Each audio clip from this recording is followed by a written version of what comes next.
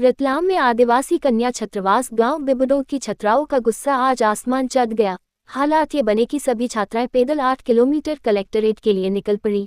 जैसे ही अधिकारियों को इसकी जानकारी मिली, हड़कंप मच गया।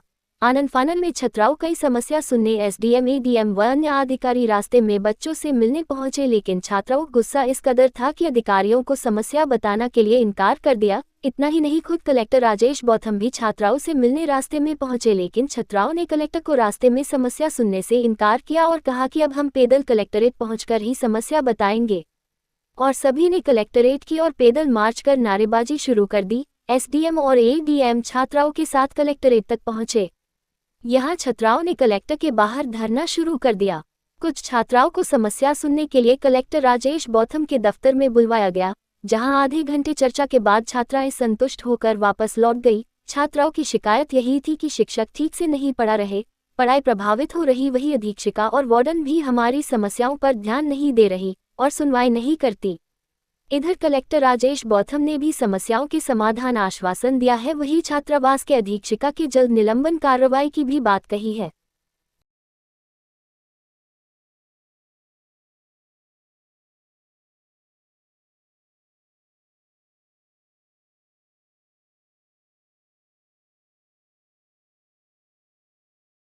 मतलब हम लोगों ने हमारी समस्या बताई थी और फिर भी उसका समाधान नहीं हुआ, इसलिए हमने सोचा कि पैदल चल कर आएंगे, तभी सर को समझ में आएगा कि बच्चों की समस्या बहुत ज़्यादा विकट है। क्या कुछ समस्या थी जिसके लिए आना पड़ा? सर हमारी तो फिजिक्स को और अर्थशास्त्र और राजनीतिक की थी, और वार्डन की और प्रिंसिपल सर की, क्योंकि कोई भी हमारी समस्या सुन नहीं रहा था, प्रिंसिपल सर और वार्डन। समस्या यही थी कि फिजिक्स के सर थे जो एमपी बोर्ड से थे और हमारा स्कूल सीबीएसई है, वो बस थ्योरी लिखवाते थे और रटवाते थे। हाँ, क्या कुछ आश्वासन आपको मिला? हमें यही आश्वासन दिया है कि हमारी समस्या, मतलब जैसे फिजिक्स में नए टीचर आएंगे और प्रिंसिपल वार्डन को चेंज किया जाएगा, बस ये आश्वासन दिया है। आपका नाम बताएं। मेरा नाम ज्ञानेश्वरी नीनामा। दिक्कतें आ रही हैं सर, हमारी मतलब पढ़ाई से संबंधित प्रॉब्लम है और हम पहले भी पिछले महीने भी यहाँ पर आए थे तो हमारी समस्या का समाधान नहीं हुआ। फिर आप आज के आश्वासन मिला है, क्या बोल रहे हैं?